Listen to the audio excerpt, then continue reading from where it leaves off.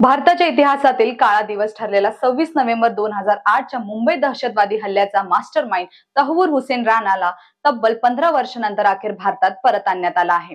राणा याला गुरुवारी एक विशेष विमानाने भारतात आणण्यात आले। त्यानंतर त्याला दिल्लीतील पटियाला हाऊस येथील NIA विशेष न्यायालयात हजर करण्यात आले। कोर्टाने राणाला 18 दिवसांची NIA कोठडी सुनावली आहे। सदर राष्ट्रीय तपास यंत्रणा त्याच्याकडून हल्ल्याशी संबंधित महत्त्वपूर्ण माहिती मिळवण्याचा प्रयत्न करत आहे। पण कोण आहे हा तहव्वूर राणा आणि त्याचा 26/11च्या हल्ल्यात कसा संबंध आहे हेच आज आपण पाहणार आहोत। नमस्कार, मी आकांक्षा, तुम्ही पाहताय ट्रेंडी गप्पा। कोण आहे तहव्वूर राणा? तहव्वूर राणा हा मूळचा पाकिस्तानी नागरिक आहे। तो लष्कर-ए-तैयबा या संघटनेचा सदस्य आहे। त्याने 26/11 मुंबई हल्ल्यात अमेरिकेतील दहशतवादी डेव्हिड हेडली याची मदत केली होती। तहव्वूर राणा याचा जन्म पाकिस्तानच्या पंजाब प्रांतातील चिचावतनी येथे झाला। तो पेशाने डॉक्टर असून पाकिस्तानच्या लष्करांमध्ये सेवा दिली होती। 1997 मध्ये तो आपल्या डॉक्टर पत्नीसोबत कॅनडाला गेला आणि 2001 मध्ये कॅनडाचा नागरिक झाला। पुढे अमेरिकेतील शिकागो येथे त्याने इमिग्रेशन आणि ट्रॅव्हल एजन्सी सुरू केली। डॉन हेडली अर्थात डेव्हिड कॉलमन हेडली याच्याशी त्याची जुनी मैत्री होती। या मैत्रीचा वापर करून त्यांनी मिळून 26/11 मुंबई हल्ल्याचं नियोजन केल्यास तपासात समोर आलं आहे। राणाच्या ट्रॅव्हल एजन्सीच्या माध्यमातून हेडलीला भारतात प्रवेशासाठी बिझनेस व्हिसा मिळवण्यात मदत झाली आणि हल्ल्यापूर्वीच्या रेकीसाठी याचा वापर करण्यात आला। डेव्हिड हेडली आणि मुंबई हल्ल्याचं नियोजन।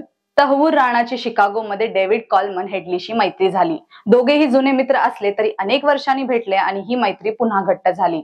मुंबई हल्ल्यापूर्वी 2006 ते 8 पर्यंत हेडलीने अनेक वेळा भारताला भेट दिली। त्याने मुंबईची रेकी केली। मुंबईला वारंवार येणाऱ्या भेटीबद्दल संशय येऊ नये म्हणून त्याने मुंबईत तहव्वूर राणाच्या ट्रॅव्हल एजन्सीची शाखा उघडली। राणाने हेडलीला दहशतवादी हल्ल्यासाठी आर्थिक रसदही पुरवली होती। अटक आणि प्रत्यार्पण। 26/11 मुंबई हल्ल्यानंतर एका वर्षानंतर FBI ने शिकागो येथून राणाला अटक केली होती। त्याने अमेरिकेत न्यायालयांमध्ये आपलं प्रत्यार्पण रोखण्यासाठी सातत्याने प्रयत्न केले, मात्र सर्व अपील फेटाळल्यानंतर अखेर त्याला भारतात पाठवण्याचा मार्ग मोकळा झाला। भारत-अमेरिका प्रत्यार्पण कराराचे नियम। पंतप्रधान नरेंद्र मोदी यांनी फेब्रुवारी महिन्यात अमेरिकाचा दौरा केला। त्यांची भेट अमेरिकेचे राष्ट्राध्यक्ष डोनाल्ड ट्रम्प यांच्याशी झाली। या भेटी दरम्यान ट्रम्प यांनी राणाला भारताला सोपवण्याची घोषणा केली। परंतु 1997 मध्ये भारत आणि अमेरिकेच्या दरम्यान झालेल्या प्रत्यार्पण करारानुसार राणाचे प्रत्यार्पण झाले। या करारातील काही महत्त्वाच्या अटी। विशेषतेचा नियम। राणावर फक्त 26/11 हल्ल्याशी संबंधित गुन्ह्यामध्ये खटला चालवता येईल। अन्य कोणत्याही प्रकरणात त्याच्यावर कारवाई करता येणार नाही। यामुळे राणाच्या अधिकाराचं संरक्षण होतं आणि भारताला कारवाई एका मर्यादेत ठेवावी लागेल। अन्य देशाच्या ताब्यात देता येणार नाही। अमेरिकेच्या परवानगीशिवाय राणाला अन्य कोणत्याही देशाच्या ताब्यात देता येणार नाही। निष्पक्ष सुनावणीचा अधिकार। भारतीय न्याय व्यवस्थेने राणाला पूर्ण कायदेशीर आणि निष्पक्ष वागणूक द्यावी लागेल। या नियमामुळे भारताच्या न्याय व्यवस्थेवर मोठी जबाबदारी आहे। खर्च।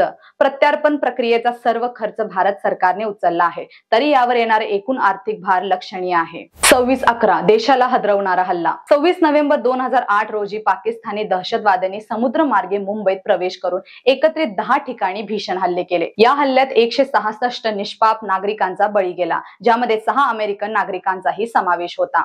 तपासात या हल्ल्यामागे लष्कर-ए-तैयबा आणि पाकिस्तानची गुप्तहेर संस्था ISI याचा स्पष्ट सहभाग सिद्ध झाला। तहव्वूर राणाचं भारतात प्रत्यार्पण होणं हे न्याय प्रक्रियेच्या दृष्टीने महत्त्वाचं पाऊल आहे। आता NIA कडून या संपूर्ण कारस्थानाच्या मुळाशी जाण्यासाठी अधिक सखोल तपासणी अपेक्षित आहे। या प्रकरणातून भारताची न्याय व्यवस्था आणि आंतरराष्ट्रीय कायद्यातील जबाबदारी याची कसोटी लागणार आहे। तहव्वूर राणाला भारतात आणण्यात यश मिळालं, पण 26/11चा खरा न्याय अजून किती दूर आहे? तुमच्या मते या हल्ल्यामागील सर्व जबाबदारांना योग्य शिक्षा मिळेल का?